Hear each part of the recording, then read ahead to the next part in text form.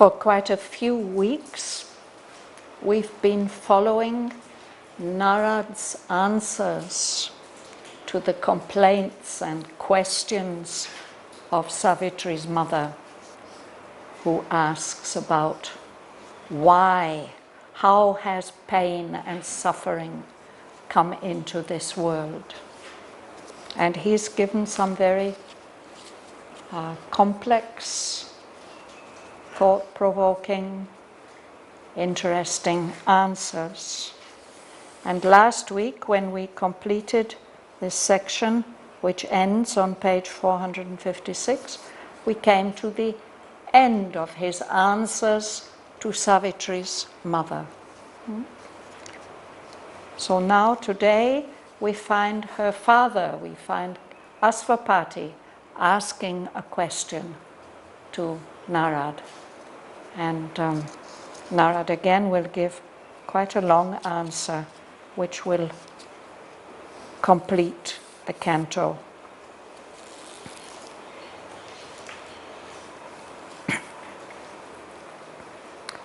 Then Asvapati answered to the seer, "Is then the spirit ruled by an outward world? O seer, is there no remedy within? But what is fate, if not the spirit's will, after a long time fulfilled by cosmic force? I deemed a mighty power had come with her. Is not that power the high compeer of fate?"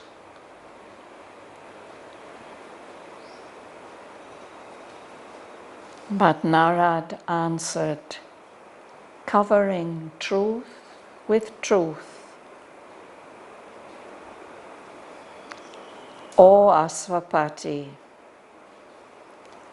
random seem the ways along whose banks your footsteps stray or run in casual hours or moments of the gods.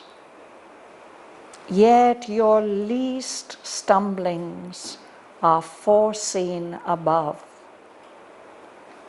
Infallibly the curves of life are drawn, following the stream of time through the unknown.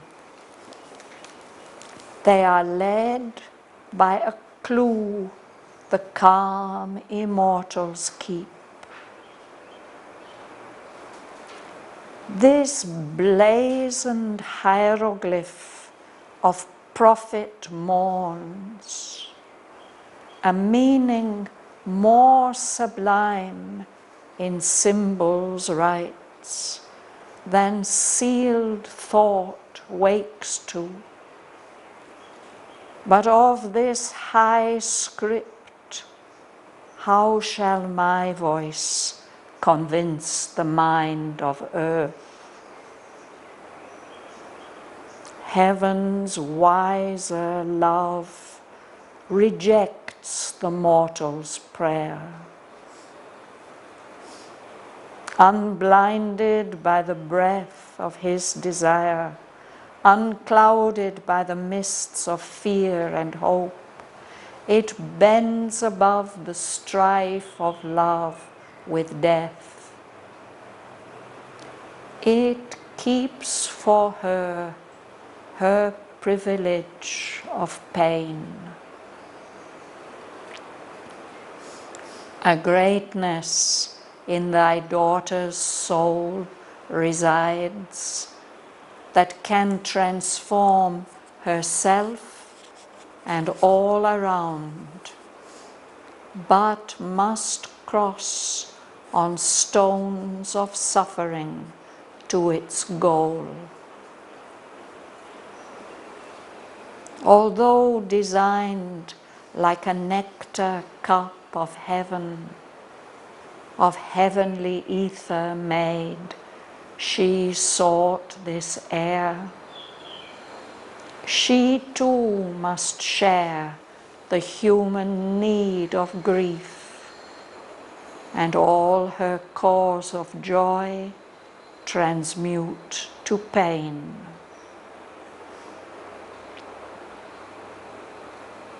The mind of mortal man is led by words. His sight retires behind the walls of thought and looks out only through half-opened doors. He cuts the boundless truth into sky strips, and every strip he takes for all the heavens.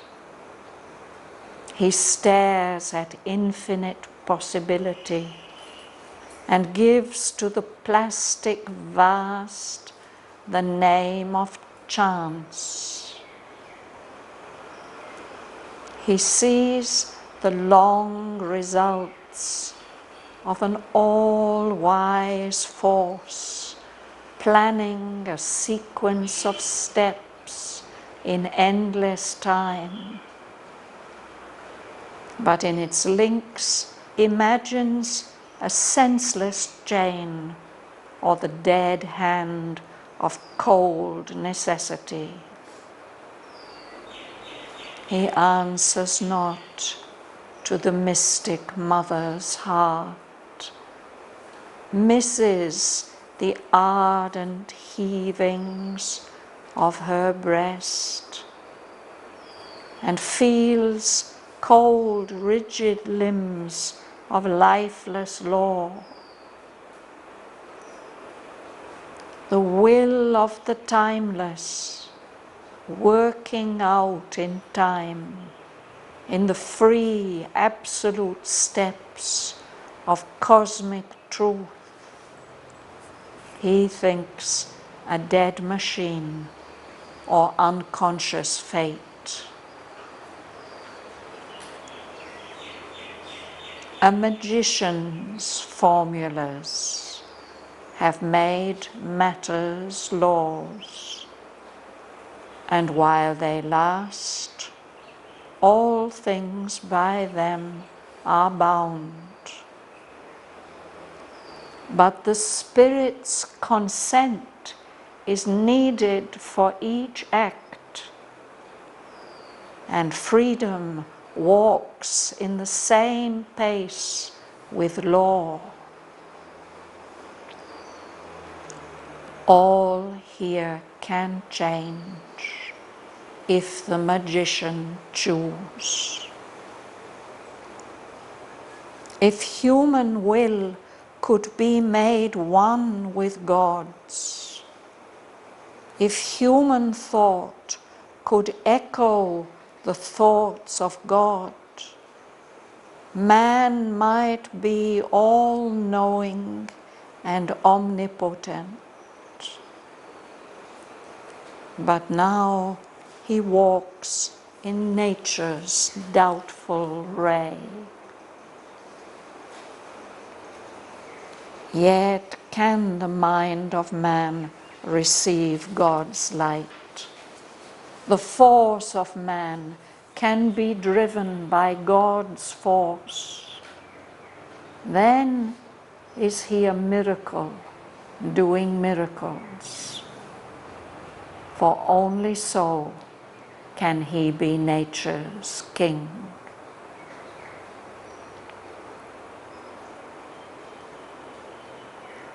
It is decreed, and Shraddhavan must die. The hour is fixed, chosen the fatal stroke. What else shall be is written in her soul. But till the hour reveals the fateful script, the writing waits illegible and mute.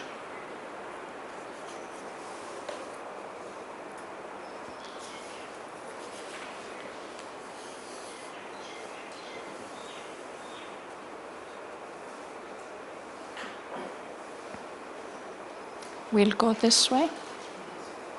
This way. Then Aswapati answered to the seer, "Is then the spirit ruled by an outward world? O seer, is there no remedy within? But what is fate, if not the spirit's will, after a long time fulfilled by cosmic force? I deemed a mighty power had come with her. Is not that power the high compeer of fate?"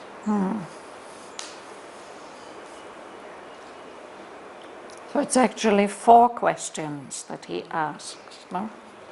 Aswapati answers Narad, all these explanations of Narad. He answers with some more questions. The first 2 are different ways of putting the same question. He says, is the spirit ruled by the outer world, by the world of matter? Shouldn't the spirit be stronger and freer than the outward world? So now here is my daughter facing this dreadful fate. Isn't there any remedy within? Isn't there an inner solution to this situation? Is there no remedy, no cure? And then he says this seems to be her fate and Satyavan's fate. But what is fate? Isn't it the will of the spirit working out in time, being fulfilled after a long time by the workings of force in the universe? Isn't that what fate is? Something that's been willed by the spirit? And then he says, I deemed a mighty power had come with her. I thought that Savitri has brought a very, very great power with her when she came into the world. He thinks that because Savitri has been born in response to his prayer to the Supreme Divine Mother to send a portion of herself or a representative of herself into the world. So he says, isn't that power that came with Savitri, isn't that as powerful as fate? Fate may be the spirit's will, but this power that has come with Savitri, surely that must be as powerful. So these are the questions that he asks. Let's see how Narad. Compare means? Compare means? A compeer means an equal.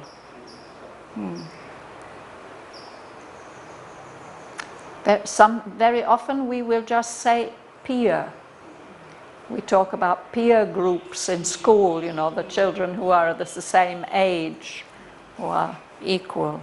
Or in the Parliament in Britain, there's the House of Peers, the House of Lords. They are all supposed to be equal. No?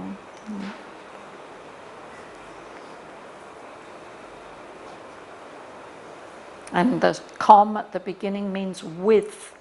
So a compeer is somebody who is equal with you, equal to you.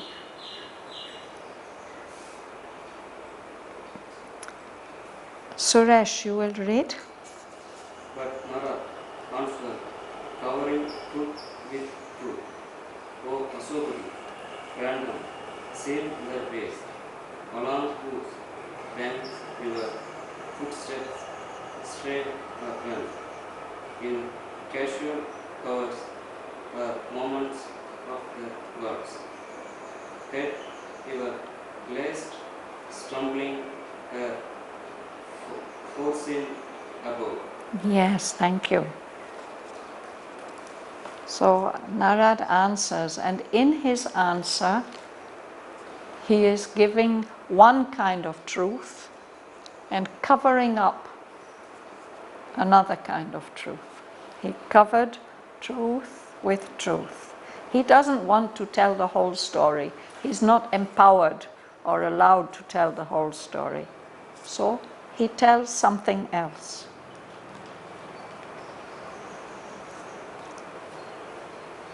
Perhaps first of all he's speaking about fate. He says, O Aswapati, the ways that your footsteps take in life, the ways along whose banks, the paths and along whose banks we follow these ways, we may stray, just wander, or we may run eagerly. We may stray perhaps in casual hours, in times when we feel at ease and it doesn't seem to be very important what we do or which choices we make. There are times like that. Or there might be moments of the gods when we have the feeling that our decisions now are very, very critical. It's very, very important now what choice we make. That these are decisive moments of divine intervention. But he says whether it's casual moments or it's moments of the gods, whether you are wandering happily or whether you are running towards a goal, it has all been foreseen. And if you stumble, if you trip up, even that stumbling, you just stumble for a moment and then you set yourself right. Stumbling is when you get your feet mixed up or your toe hits a stone. You don't walk straight on, something happens, you have a slip or... He says your least stumblings, all your steps and every little stumble, every little pebble that you trip over, all this has been foreseen. It has been seen in advance on the higher levels of consciousness. Bärbel. Inherently, the curves of life are the road following the stream of time through the unknown. They are made by a cool, calm, immortal spirit. So infallibly, life wanders and curves like this, but there's no real mistake possible because these lines that we follow have been drawn and they follow the stream of time. As time flows forward, we don't know what's going to happen, so it's always leading us into the unknown. No? But these curves of life are led, they're determined by a clue that the calm immortals are holding on to. This word clue, here it means a ball of thread. And just by using this word, Sri Aurobindo makes us think about the old Greek myth of Theseus, who had to go into the labyrinth to find the monster. And of course he was sent into the labyrinth to find the monster in the hope that he would never come out again. But the princess gave him a clue. She gave him a spool of thread so that he could tie it onto a rock at the entrance to the labyrinth and keep it always with him and follow all the twists and turns and the ways. And then when he'd actually met the monster and killed him, he could find his way out again. So a clue is something that shows you the way. So these curves of life are determined, they are led by a clue which is being held by the immortal beings above who know better than we do the way that life must take. Alice. This blazoned hieroglyph of prophet warns, a meaning more sublime in symbols writes, than sealed thought waits too. With this high script, how shall my voice convince the mind of a glyph? This blazoned hieroglyph of prophet mourns. First, the word hieroglyph. This is the word we use to refer to the characters of the old Egyptian writing that we can still see carved. A glyph means actually something that is carved, a figure or a shape that is carved. And a hieroglyph is, it suggests that this glyph, this sign, has a secret meaning. Not everybody could read the hieroglyphs, and today they are quite mysterious to us still. So Sri Aurobindo uses this word here, and he says blazoned. A blazon is a sign from heraldry. You know, the knights had their shields and their flags and their coats of armor, and those all have meanings also.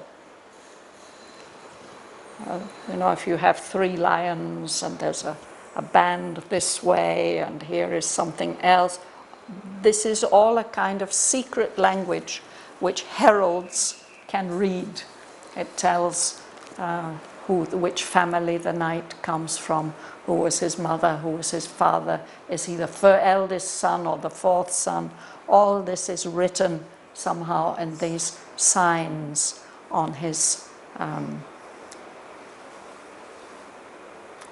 coat of arms, it's called. What is Sri Aurobindo referring to here? He says this blazoned hieroglyph, this significant symbol of mournings that are telling something about the future. I think he's referring to Savitri. Savitri's name tells us that she is connected with the sun before it rises above the horizon. She's very, very closely connected with Usha, the goddess of the dawn. That's how the whole poem begins. And there, in that passage also, Sri Aurobindo uses this word, hieroglyph. He says that the colors of the dawn, they are significant, symbolic colors, and they tell something. And that every dawn which is coming is telling us something wonderful about the future. So I think here that this line actually refers to Savitri herself, and that what Narad is saying, this beautiful daughter of yours in all her glory, she is containing within herself and representing in symbols a meaning more sublime than we are able to think, than thought. Thought is as if it has its eyes closed or it's sealed up. It can't open up to the meaning that is contained in this being who is here in front of you. But he says, how can I explain this to you? Of this high script, this symbolic language, these symbols. How can my voice convince the mind of earth? All you human beings, you are thinking in a mental way with the physical brain. You will not be able to understand the significance that Savitri is representing. This is my interpretation of these lines, cryptic lines. Tamarai, will you read? Wiser, heaven's wiser love. Yeah. Wiser love rejects the model's prayer, unfettered by the word of his descent, unclouded by the mystics of fire and hope. He pants above the strip of love with death. It keeps for her cure her privilege of pain. Thank you. Yes. So now he is telling something else. He says, human beings pray. They think they know what is good for them, what ought to happen, what would be good. No? But heaven is wiser than the human being. And sometimes it says no to the human prayers. No? Heaven, the higher levels of consciousness, are not blinded the way we are, because we want particular things. We desire particular things to happen. And that's like breath on the glasses. You can't see properly because of this desire that's clouding your vision. But heaven is not blinded like that. And he's not blinded. The other things that blind our vision is that we are afraid, this will happen, or that will happen. Or we hope very much that thing. So all this is confusing us so that we don't see clearly. But the higher consciousness is not like that. It's unblinded by the breath of human desire. It's unclouded by the mists. You know, sometimes we have mist, Tamarai, in the early morning. It's as if a cloud has come down and the air is thick and we can't see very far. You know this word mist? What is it in Tamil?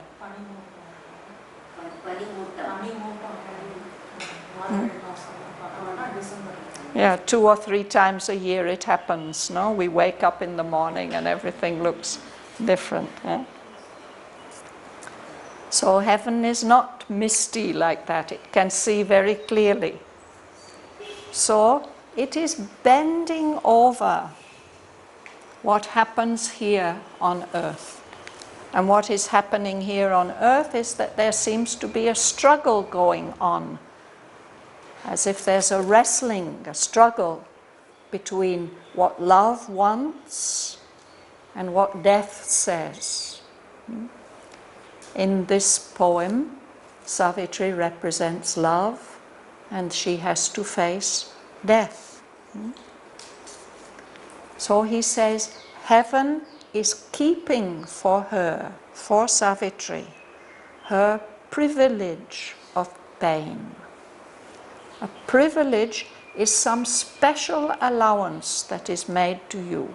some special favor that is given to you. So it's strange to think that pain and suffering can be a privilege, but sometimes it is. It's some special opportunity or opening that is given to you that won't be given to another person. It's given to you because of your mission and your fate. Privilege of pain. You'll read, Susanna? A greatness in thy daughter's soul resides that can transform herself and all around, but must cross on stones of suffering to its goal.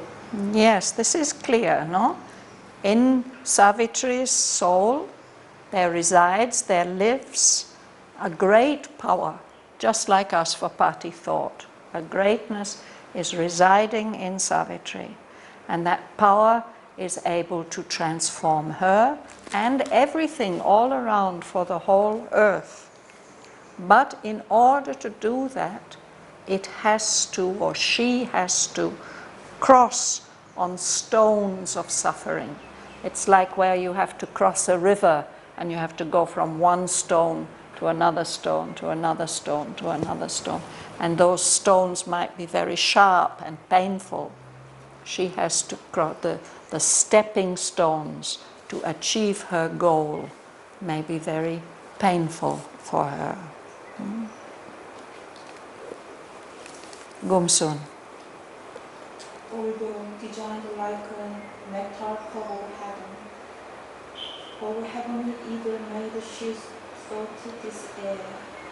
She too must share the human need of grief, and all her cause of joy transmute to pain. Yes. He says, look at her, she's designed this form, this body, it's like a beautiful cup to carry immortality. Nectar is the drink of the gods that keeps them immortal. She seems like she's so beautifully formed.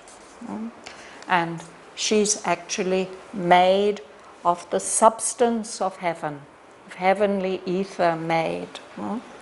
But she has come here to live in this earthly air. And she too must share what other human beings need.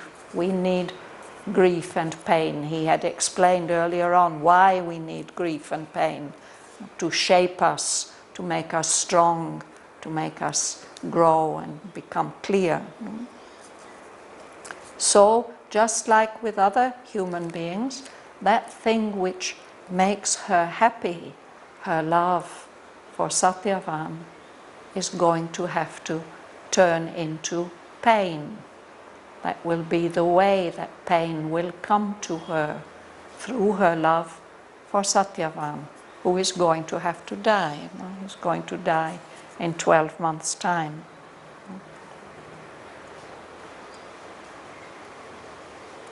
It's clear, Bhavana? This all her joy transmute to pain. Yeah. So we have to understand must. All her cause of joy, that is her love for Satyavan, must be transmuted. It must be changed to pain. That's necessary for her to fulfill her mission. No? Because she's come to earth, she has to share the human load.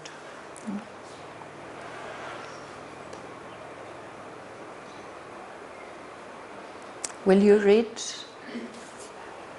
Bhavana? The mind of mortal man is led by words. His sight retires behind the walls of thought and looks out only through half-open doors.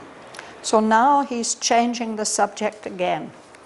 He's speaking about human beings, and particularly the human mind. So the mind of mortal man, man who is subject to death, it's led by words. We think in words mostly. And our power of inner vision, our sight, withdraws back behind these walls of thought. And it only looks out through half-open doors. So it only sees a little strip of things. No? That comes in the next sentence. But somewhere else he says it's like thought lives in a very small room that has only one tiny window that looks out and just sees just a little bit of God's vast sky. Joel. He kept the boundless truth in two sky strips, and every strip he takes for whole heavens. So it's the same idea, no? That, by looking out like this, he sees a little strip of truth, no? And he thinks that every little bit that he sees, that's the whole truth. Ganga Lakshmi. Is there an infinite possibility, and give to the plastic vase the name of chance? He sees the long result of an all-wise force, planning the sequence of steps in endless time, but with its wings imagines the senseless chain, or the dead hand of cold necessity. The answer not to the mystic mother's heart, misses the ardent evenings of her breath, and feels full rigid limbs of lifeless will.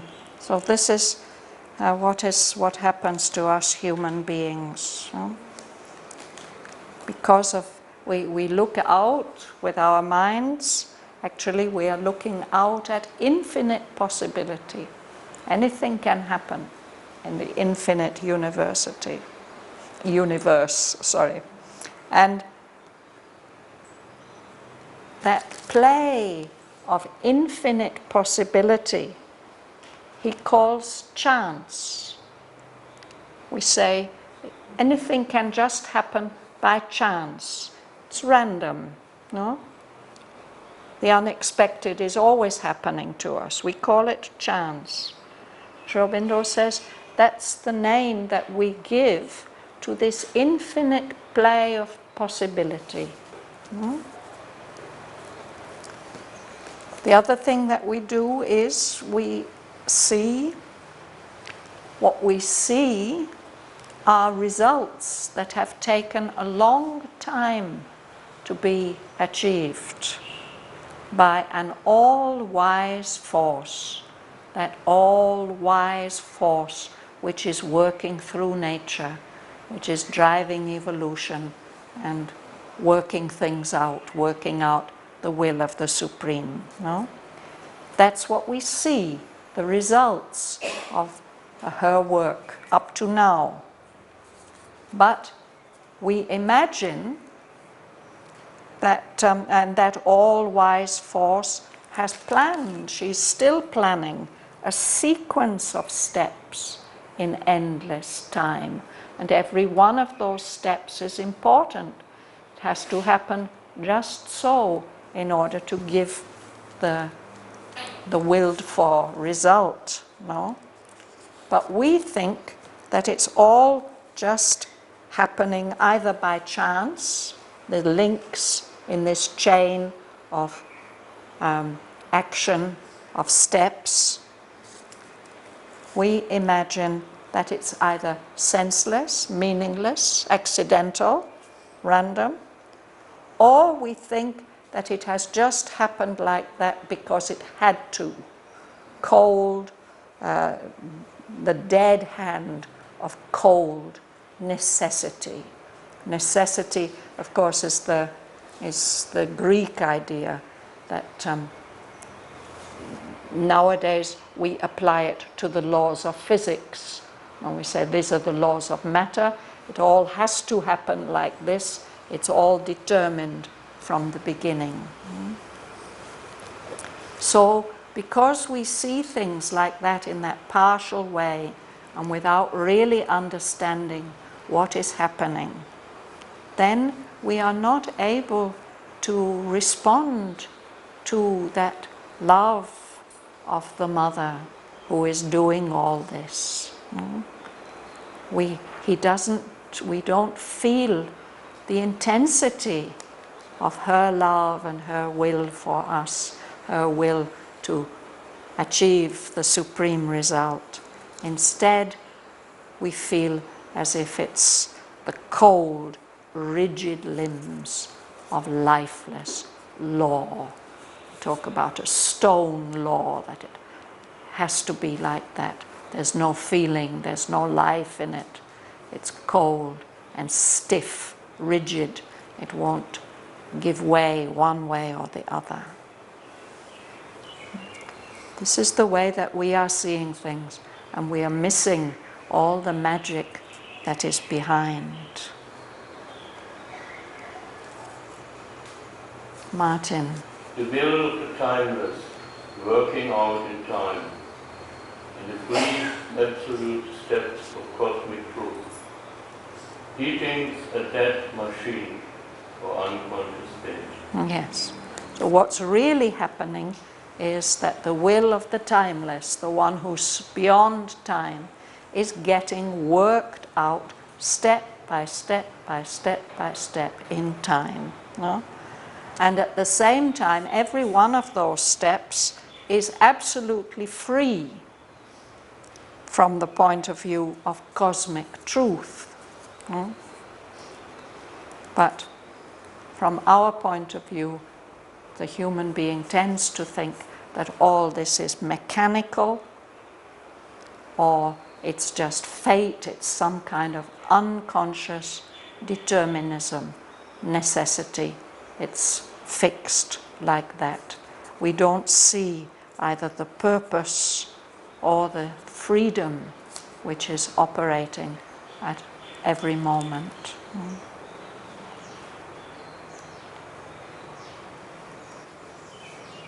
A magician's formulas have made matters laws, and while they last, all things by them are bound. But the Spirit's consent is needed for each act, and freedom walks in the same pace with law. This is such an interesting sentence.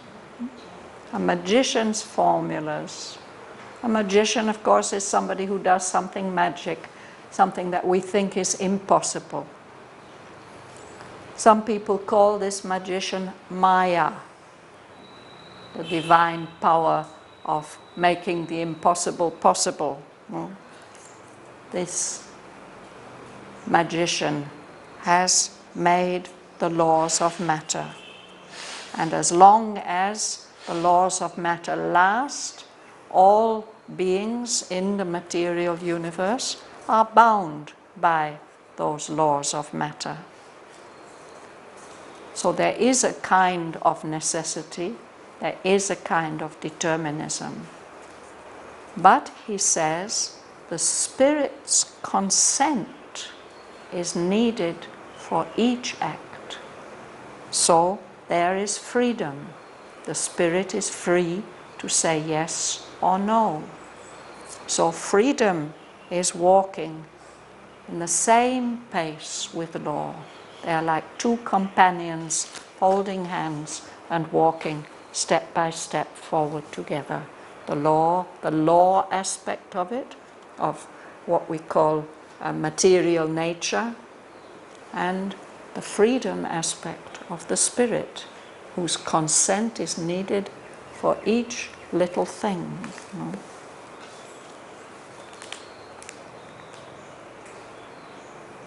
So all here can change if the magician choose.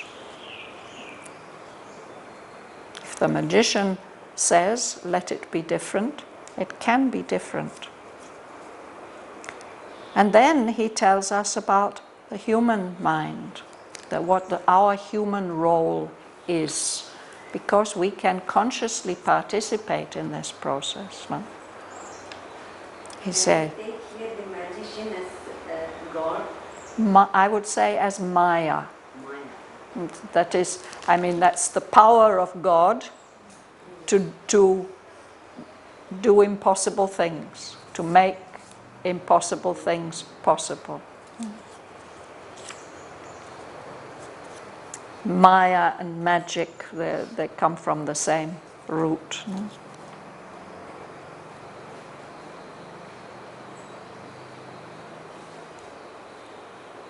Well, I think this about human mind and all the rest of it we'll leave for next time.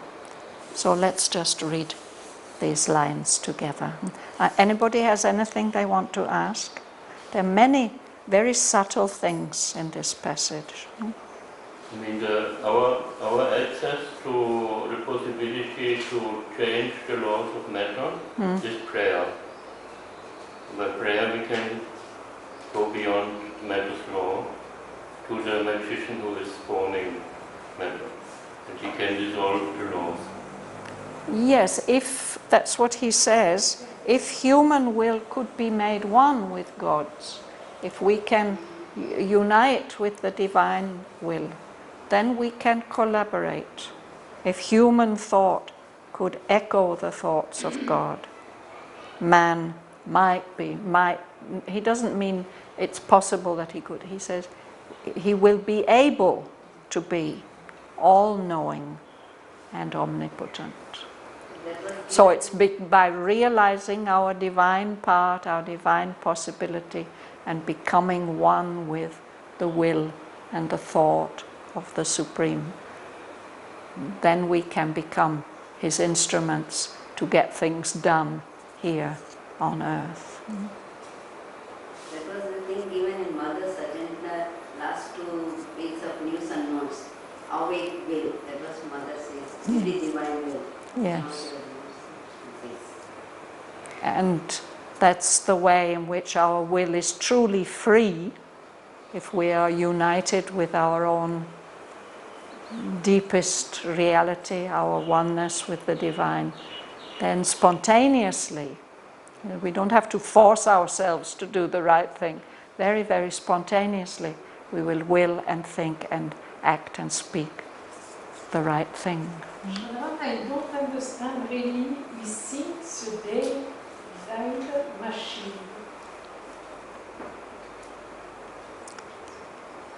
Well, he speaks about the will of the timeless working out in time, and it's working out in time in the free absolute steps of cosmic truth. But the human being, because of his limited way of looking at things, he thinks that it's just prakriti, it's just a dead machinery, or an unconscious fate. We don't see it the way that it really is.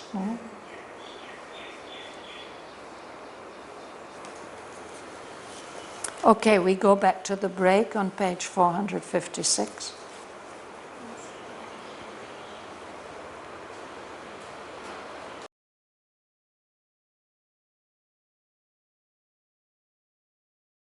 Then Asvapati answered to the seer, "Is then the spirit ruled by an outward world? O seer, is there no remedy within? But what is fate, if not the spirit's will after long time fulfilled by cosmic force? I deemed a mighty power had come with her. Is not that power the high compeer of fate?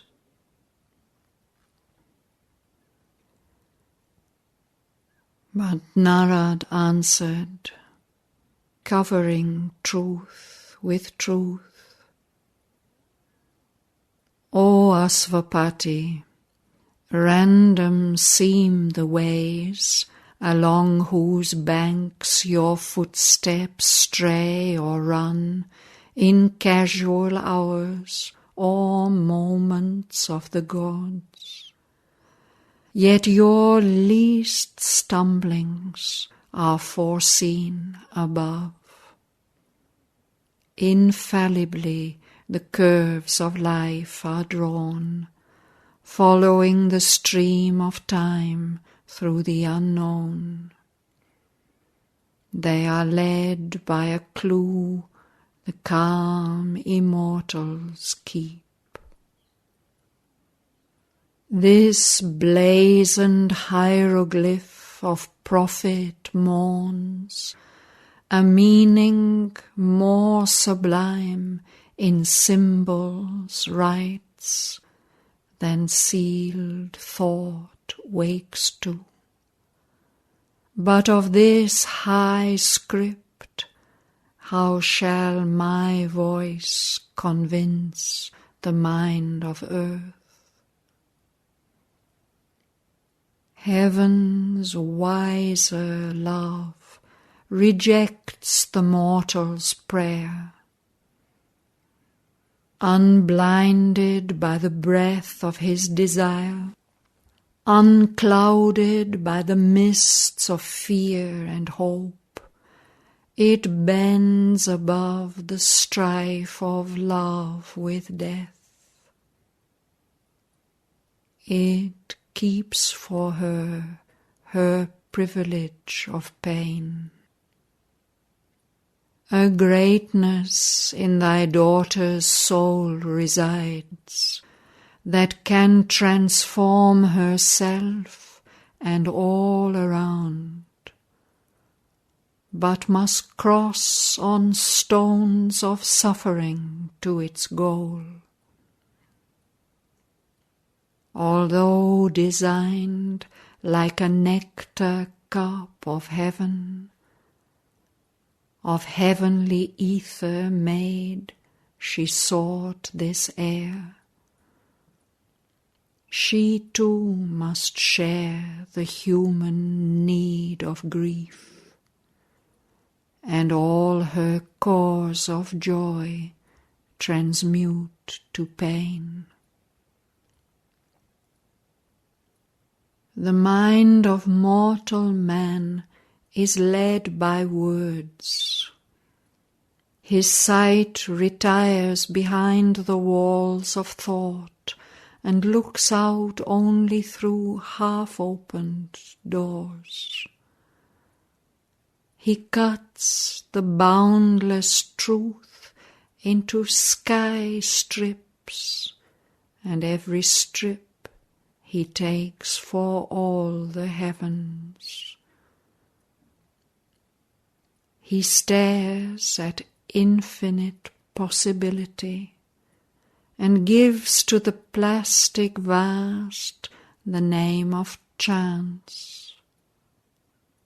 He sees the long results of an all-wise force planning a sequence of steps in endless time, but in its links imagines a senseless chain or the dead hand of cold necessity.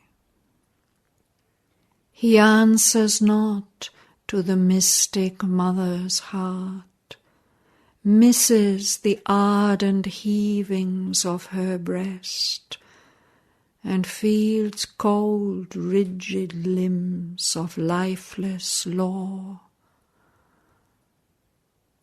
The will of the timeless working out in time, in the free absolute steps of cosmic truth, he thinks a dead machine or unconscious fate.